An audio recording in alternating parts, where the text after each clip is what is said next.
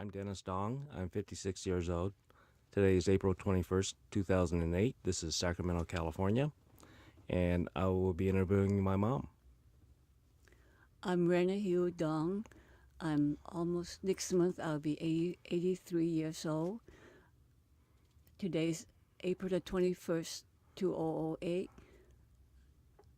This is in Sacramento, California, and Dennis is my son. He's going to interview me. Mom, why don't we start with tell me some history of how your family came to America and how you settled in how they settled in Sacramento. My father, I heard when my father is from China. My father and mother is from China, and he heard a lot of stories about the gold mountain in America, and his dream was to come to America to search for the gold and to start a new and better way of living. So when he was about 20 years old, he was very fortunate that his uncle and he came to America. When they landed in America, they did not know any English, so they went into the produce business. And during the spare time, they went to a missionary gospel hall and learned about God and the Bible. And did they meet friends there? Did they meet people there? They meet new people and a new language. And there was two ladies that were very particularly interested in him. They liked him very much, so they really taught him to speak and write English from the Bible. And their name was Edna and Renna. And at this time, your father was here by himself. He was here by himself, so he worked hard, save every penny he got, and then he went back to China and got married, and then he came back to America, and he continued working hard and saved money. He bought a home, and then he sent for his wife, that's my mother. In the meantime, they have a little girl named May, which he has never seen. So he sent for them to come to America. So he must have been saving money for quite a while to save that much money. Well, he did, but he worked hard and he don't spend anything. And this was all in the produce department, produce business. At that time, yes. And your mother's name? My mother's name is Wong Shi Hiu. And so when he sent for her, she and your sister came by themselves on the ship. Yeah, they came on a boat which took over a month, and they were really seasick. And they had to go to Angel Island for immigration terror laws and to get the right answer. They were there for over 2 months, I think. On Angel Island? At Angel Island, yeah, and that was a terrible time. She hated it. Wish she had never came. Did she talk to you much about that? No, not what she did, and I probably don't quite remember what they did. There was nothing. They were sick so much that they couldn't do anything. And so they eventually were let into the country, and then they came to Sacramento. My father, it was in Sacramento all this time. When they came to America, somehow they got into Sacramento and stayed in Sacramento. Mm-hmm. And where did when the family came? Where did you settle? Well, they bought this home. My father bought this home, and so my mother and my sister lived there, and then we were all born in this home, which we have for about 40 years. You remember what street the home was on? It's on 503 P Street. Oh, 5th and P. Yes. So over by the old Sutter School then? No, it's over there. It's right across the street from the big Lincoln School. Yeah, right, Lincoln School. School, yeah, huh? Mm-hmm. And after your mother and your sister came, how soon after did the rest of your sisters and brothers born? Well, we came about, let's see, Edna was born, I don't quite remember, and she's about 2 years older than I am. And then Leda comes, and she's about maybe 3 or 4 years younger than me. And then Connie was about 4 years. She's the youngest. She's about 4 years later. And you all lived in this one house by yourselves, or? Yes, it was a 2-story home, and we lived there. And then we have, as relatives come from China, they moved in with us until they find a place to settle elsewhere. So there may have been a couple families living there then. No, sometimes there's 5 or 6 families. 5 or 6? But we all got along real good, and of course, the only language that we speak was Cantonese. So with 5 or 6 families, it must have been, each family must have had one room then. Yes, each family had one room. Well, somehow it wasn't crowded, and we all got along real good. And as kids, what would you do during the day? Well, during the day, we kept busy. We don't have a lot of money, but we just kind of makeshift. We play games like doesn't cost anything. We make up our games, like hide and seek or kick the can, and then we use paper gum wrappers and make jewelries, fold them up and make necklaces and bracelets. Were there a lot of other neighborhood kids that you played with? Yes, in fact, the block that we live in was mostly Asian people, and we got to know everyone in that block. What about school? When did you start school? When we were old enough, we started Lincoln School, which is 5 years old, I presume, yeah. And since school was just across the street, when the bell rang, that means we got 5 minutes to dash over to the school. And so none of us was ever late, and I was never absent.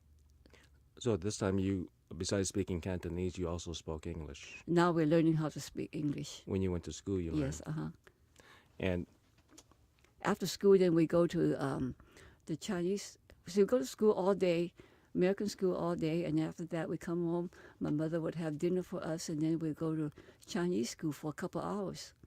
what kind of dinner would she cook for you? Oh, it would always be some rice and meat and vegetables. Was it elaborate or just No, just small plain, portions, yeah. just plain? Playing whatever she can get. And where was the Chinese school at? That was about 5 or 6 blocks away. So you would just walk over We there. just walk over there. And that would be in the evening.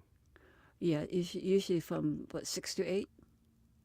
And then when we come home, and then my father will have us all sitting around the round table and read the Chinese Bible in Chinese and learn more Chinese language, reading and writing. So church was really a big part in your life also then. Yes, because my father became so religious in the church, and he was really interested, and he got the family into religion. And later on, he and his uncle and 2 other friends formed this church, which is called the Chinese Community Church, and we attend church almost all our life. And so they actually helped to found the church, the Chinese Community Church. They founded the church, and now the church is really established. And is there any remembrance of him on the church? I don't recall anything on that. Well, he worked most of the time, but he never misses church. Every Sunday he has we were lucky that he owned a big Ford, and in the back was the pull-out seat, and he would pile us all in the car, and we drive to church in Chinese, and then for every Sunday evening. In the morning we go to the Baptist church. In the afternoon we go to the afternoon church. So we spend all Sundays usually church day. Oh. So when you were going to school at Lincoln School, what were some of the subjects you had there? Well, my best subject was art. I was not good in sports. Who was your art teacher? I don't remember her name, but I can see her right in front of me. And she liked me. I was probably her pet student. Was it Mrs. Andrews? Oh, yes, that's Mrs. Andrews. Yeah, right. How do you know? Because I had her in junior high. Oh, And she remembered you then. Oh, yeah. She always praised me for my artwork. What kind of artwork did you? Oh, your color scheme or whatever, animals or whatever she had us do. I was always the best one. And so you had a lot of friends at Lincoln School? We the friends that we grew up to, and we continue on. We went to the same school, and we're still school. In fact, one of my friends was my bridesmaid when I got married. Oh. And we still continue to be friends. And then Lincoln School, that went up to what, 6th grade? 9th grade. 9th grade. Yeah, so we're lucky. We just go across the street for all these years until we graduated from 9th grade, and then we went to Sacramento Senior High. By then we take the bus, which was a lot of fun, at the bus stop. How long of a bus ride was that? Oh, I don't remember, but we're so busy chatting that I don't think it matters. And so when you were at Sacramento High School, you'd be there all day. Yes, uh-huh. You'd bring your lunch, or Oh, now we bring lunch before we come home for lunch. and you were still going to Chinese school at this time. I don't remember. We went to Chinese school for, maybe we don't go anymore because, by then my father passed away and I was working. Now, how did your father pass away? Well, in the meantime, after the produce um, business, then he went into the grocery business in Woodland. And I remember I was 14 when my mother got this phone call that my father had a heart attack and he died that same day.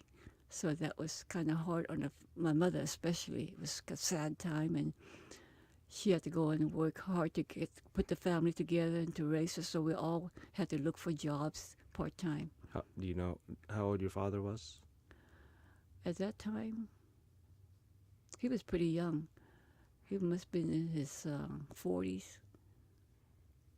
When he passed away, Right. he was in 54, I think. Oh. Yeah, he was okay. pretty young. And then, so basically, there was no income, so your mother had to go to work then. Yeah, so my mother worked in the cannery at season time and worked in the farm picking tomatoes and strawberries. And during summertime, we all go to the farm to pick tomatoes and strawberries. Is this the old Libby's Cannery? At the cannery. Mm-hmm. Yeah, it was hard work, yeah. And so she would do this every year, Every season, every season. when there's jobs available. And when she was out working, you and your siblings would be either at school or at home. At school, we just take care of everything at home so she don't have that much work to do. And so she was able to make enough money to still pay the bills Yes, and do all that. In the meantime, we rent. See, we have a 2-story home, so we rent the downstairs. Oh, okay. So we had income, yeah. So really, by a lot of saving, your parents were able to purchase a house and then use that as income also. Yeah, see, they're thrifty people, Mm-hmm. And then when you were at Sacramento High School, is that where you met Dad? No, actually, Dad and I grew up in the same neighborhood where we were babies together. I mean, we grew up and we had the same friends. We went to the same school until his parents bought a home away from the area where we lived, and we hardly ever saw him again. What area did he move to? Do you know? Well, a few blocks away. Mm-hmm. And it wasn't until 1946 when my sister Edna married Sam Wong, and they were going to move to San Antonio to live, and so they need boxes to pack all the gifts. And that's when I volunteered to go to the grocery store, which is about 6 blocks away. And we didn't have a car, so I had to walk to the grocery store to pick up these cartons. When I got up there, the man said, I can have all I want. And I got about 7, which I tried to walk back home with. And I thought, well, I can put one on top of my head. If I put some holes in it, then I can see where I'm going, and I can get as many boxes as I can in one trip. When who should come in was your dad. And he said, oh, I haven't seen you for a long time. What are you doing? So I told him, I'm trying to poke holes in these boxes so I can take as many as I can in one trip. And he laughed, and he thought, oh, how hilarious to see a box lady going down the street. And he said, hey, I'll help you unload them into my car, and I'll drive you home. So that was the beginning. After we unload the boxes for my sister, and we talk about the old time where we used to live together.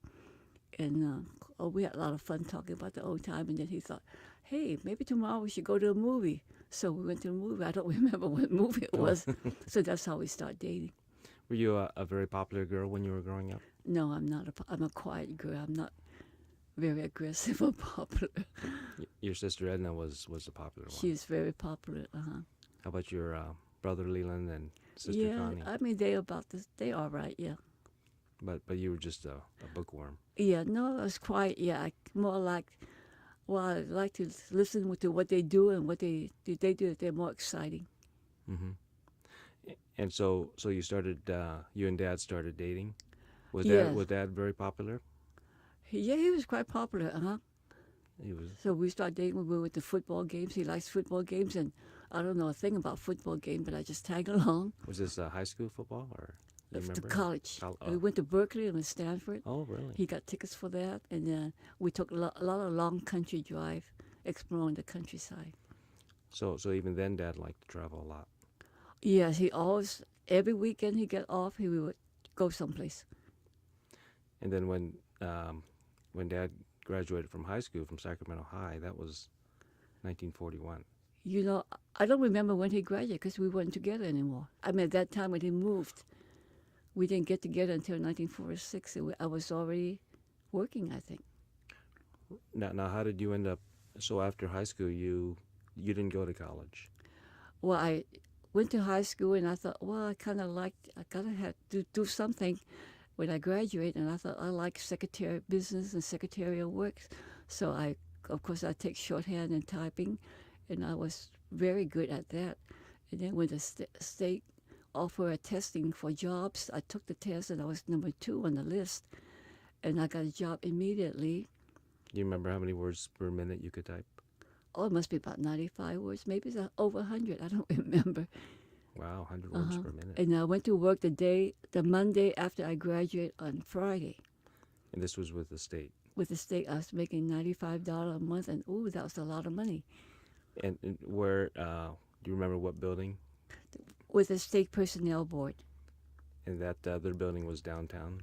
That was downtown that I can walk to, and I loved my job because I was assistant to the art editor. So you got to do artwork too. I got to do all the artwork, yeah, freelance artwork. And so the artwork for the state. Yes, for the personnel board. You meet a lot of people while you were working at the state? Yes, I did. And so you became kind of popular then. Well, people that need jobs done, I was popular. So, so Dad actually graduated from Sacramento High, I believe, in 1941, and then he was drafted right after. Yes, he went in the service.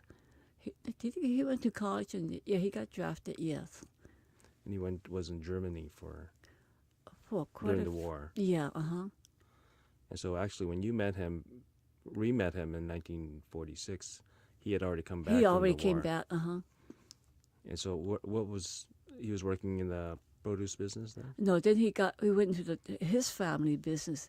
They have a grocery store, so he worked with the family business, and then the family, it was getting to be too much responsibility, so the family sold the business, sold the whole thing. Oh, so this was the old thrift center then? Yes, On Freeport Boulevard. Right, And so back in 1946, when you re-met Dad, that's where it was at Thrift Center.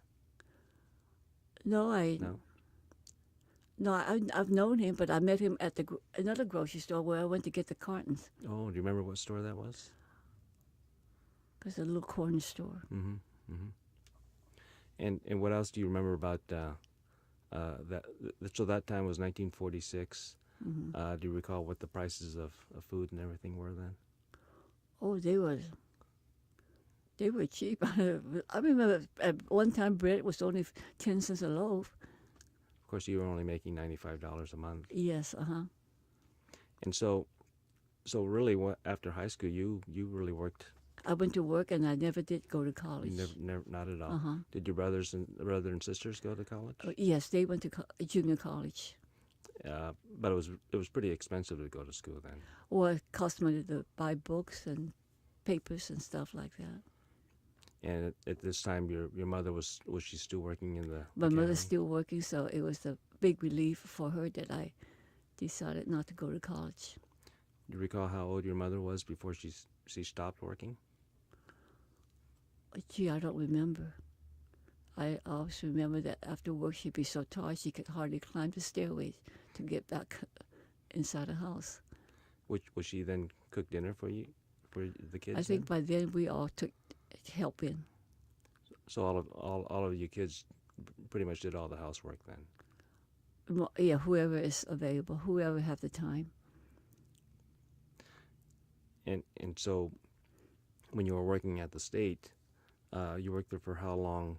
At this time, you were also dating Dad then. Yeah, until I got married, until the The first baby came, and then I quit. Oh, so tell me about So, tell me how long was it before you got married after you and Dad started dating? in a couple of years, yeah. Hmm. And he popped the question to you. Yes, well, his mother likes me a lot, and she said, "You better marry that girl." And so she gave us a big. We were married at the First Baptist Church, and then she gave us a big elaborate banquet, Chinese banquet.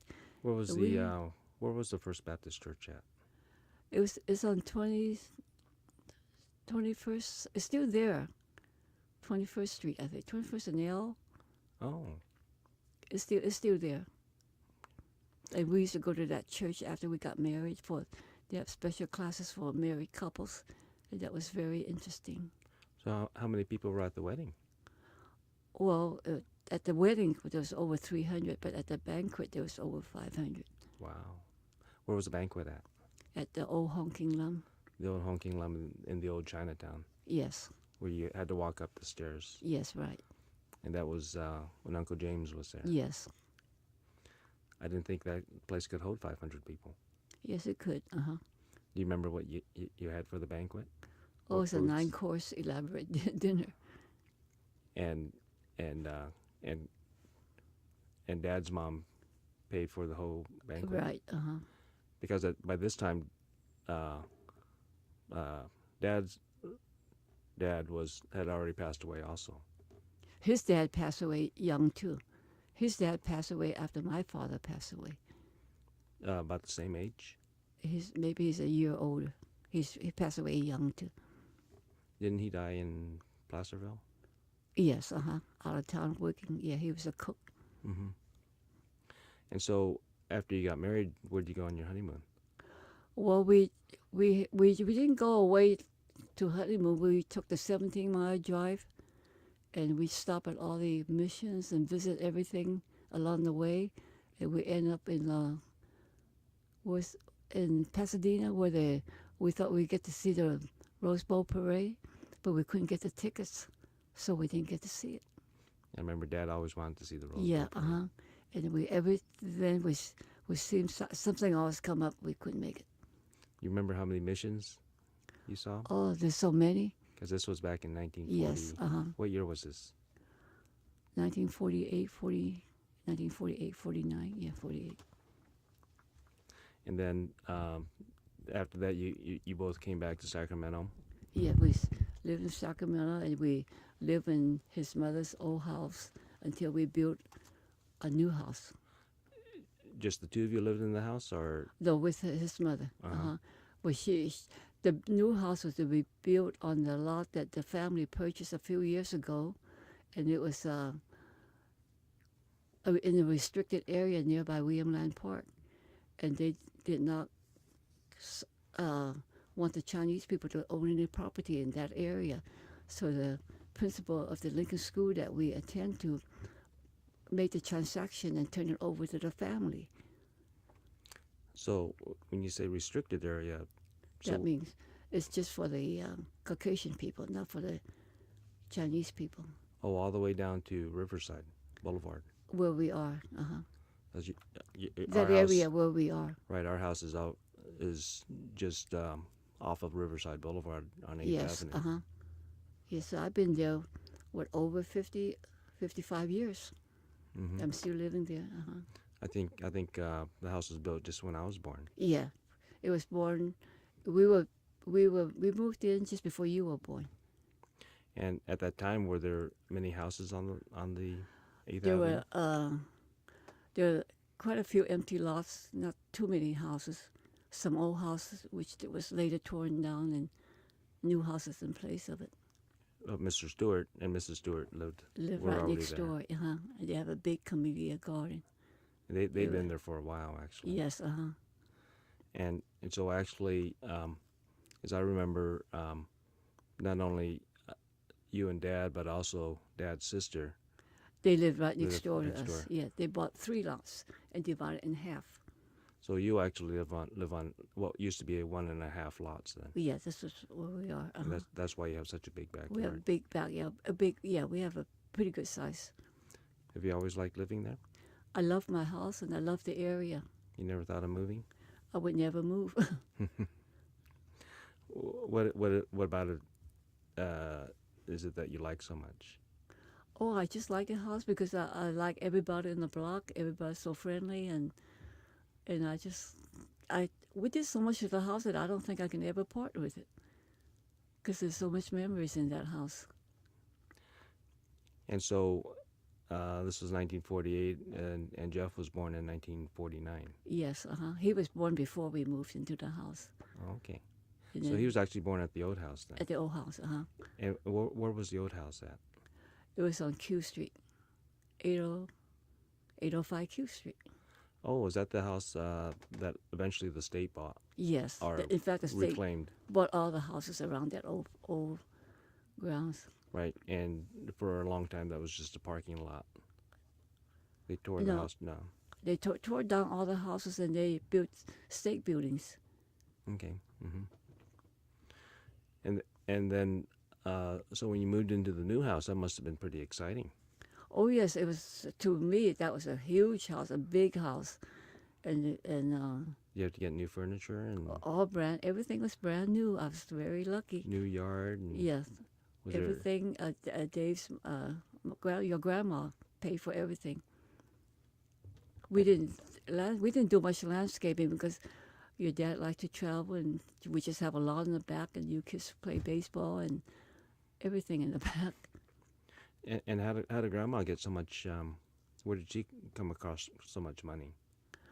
Well, she worked hard too, and she saved. And when his dad passed away, the insurance policy paid pretty good. Oh, so they had insurance back then. Yes, they did. Whereas my father did not have it, but his father did have it. And so by this time, Aunt Edna had already moved to San Antonio. Yes, she's gone now. And how about Uncle Leland and Aunt Connie? Well, they live in the old house where we were born until the state bought over the property, and then they moved to the same area where I lived. And so when you had Jeff, the first baby, were you still working at that time? No, I quit. So you stopped working for the state at that Yes, time? I retired and never went back. And so you spent most of your time basically as a housewife then, Yeah, a homemaker. Homemaker, and when the kids go to school, I was a stay-home mom with the kids and got involved with everything my kids did. And so after Jeff, then of course I was born in 1951. Then you came, and then Rodney came, and then Davida came, and then Melissa came. But Rodney was born with a heart defect, and he passed away before his first birthday. So that really was a first sad part of my married life. I don't think we have any pictures of Rodney, do we? Well, I had a baby picture of him, which I put away. And so basically it was just as far as with Rodney, because he had that hole in his heart, Mm-hmm. and there was no. Which, if the doctor said if he was born 10 years later, they would have been able to repair it. But at that point in time, there was no cure for it really. So that must have been pretty sad with the It funeral. was sad, but I would always remember him. And he would have been the third son then. Yes. And so when you had Davida, that was The first girl. and you were happy to have a girl. Yes, I look forward to having at least 2 girls. Mm-hmm. And I thought I'd never quit until I get the 2 girls, and I was very fortunate I got 2 girls. So what was it like raising 4 kids back in the 1950s then? Well, it was really easy because they're all healthy babies until when you came along. Well, you were cute and adorable, and you never say anything. You can even say mommy or daddy, but you have cute expression, and you would, every time you want something, you would show it in such a cute expression way that everybody just fell in love with you until after about three or 4 years. Then my mother said, maybe he's a mute. He can't talk. We better take him to the doctor, to the specialist, to see what's wrong with him. And the doctor said, oh, he knows that you like his expression, and he's not going to say anything because he gets whatever he wants. And he was taught when he gets to school. So then about a week before you were to enter kindergarten, we register you, and I thought, wow, you better talk because the school and not like your expression, like the way we think you are cute. But you're no longer cute. You're a schoolboy now. And sure enough, you start talking. But I don't remember what you say, but it was a great big relief. And were you? See, we went to Riverside School. Mm-hmm. Were you sad that we didn't go to Lincoln School? No, we moved. We're in a better area now. That was the old area. Mm-hmm. So we went. You all went to Riverside School, and you and Davida graduate a year ahead. Okay, and so of course time has passed, and I remember one thing that you and Dad always emphasized was to us kids was to study hard and go to college and get a good education. And certainly we all have done that. Yeah, I was very fortunate that all the kids were well educated and all graduated from colleges and all have a good career. And tell me about your garden. Well, after Dad passed away, This was 1986. and that was a really sad time. It's really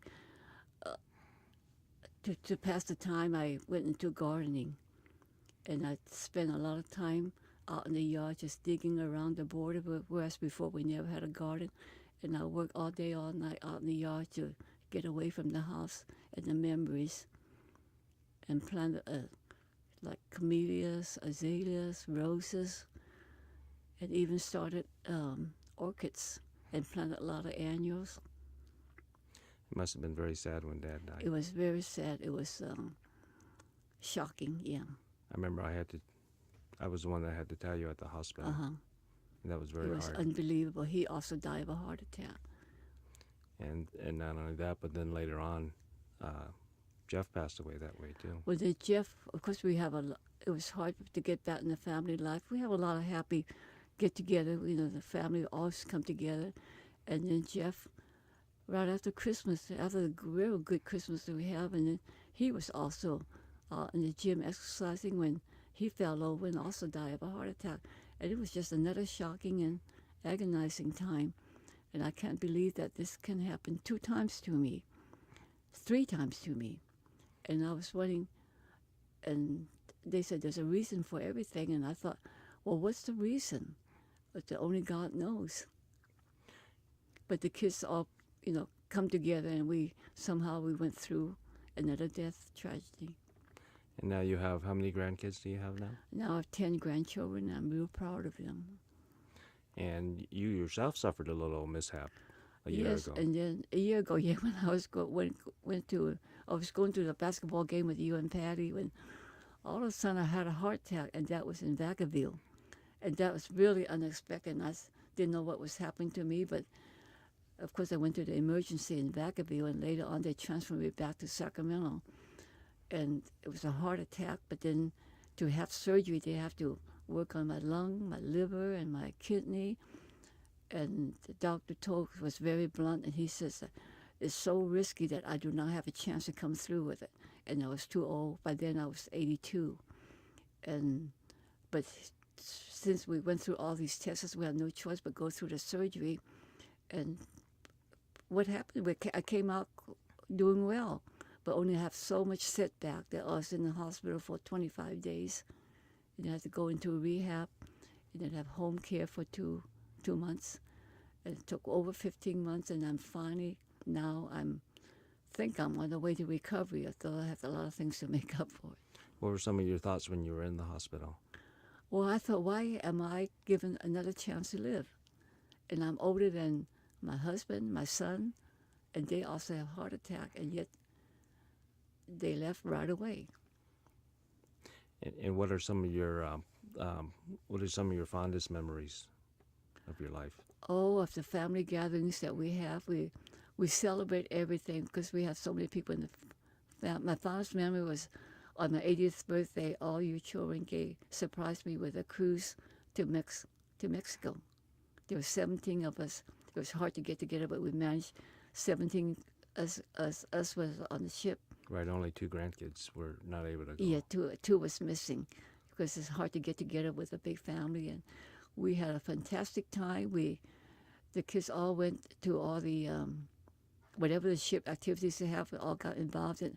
Because Dad and I took a lot of cruises, but this was the most exciting and happy cruise that I have ever had, and I celebrate my birthday on the cruise.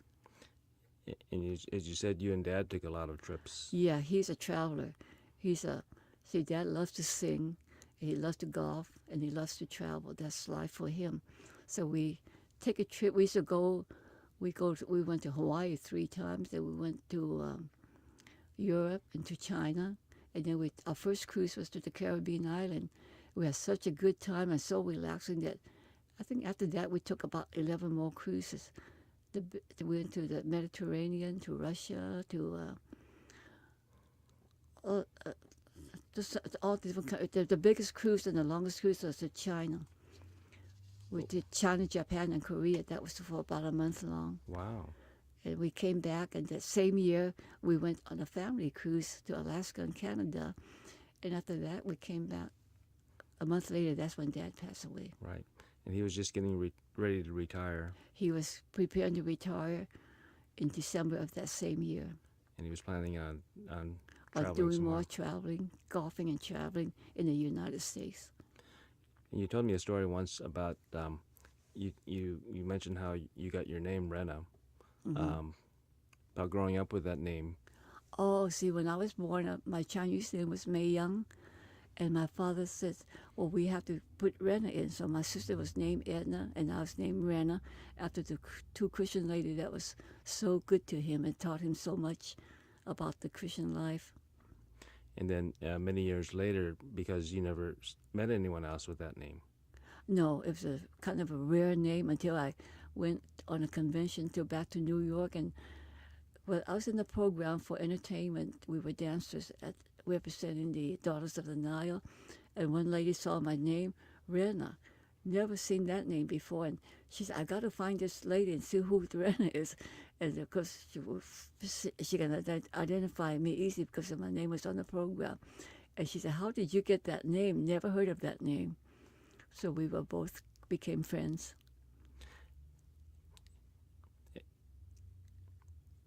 And after that, and really at that point, there's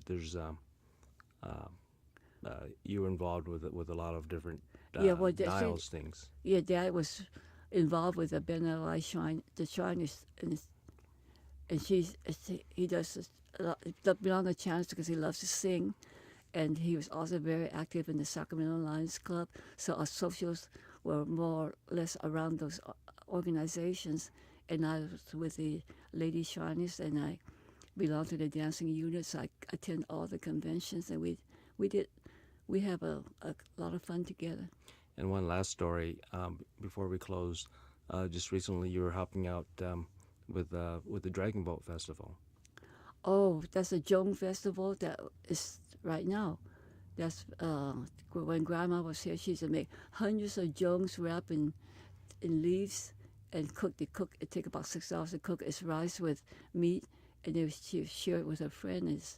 The celebration was about the state man in China that was arrested and thrown in a river and drowned. And they make these jongs and tied up with strings and lowered into the river when they found out that it was a mistake, that he was innocent, and so they couldn't save him, so they lowered these jong into the river so he could have something to eat. That was one of the Chinese traditions that we still follow.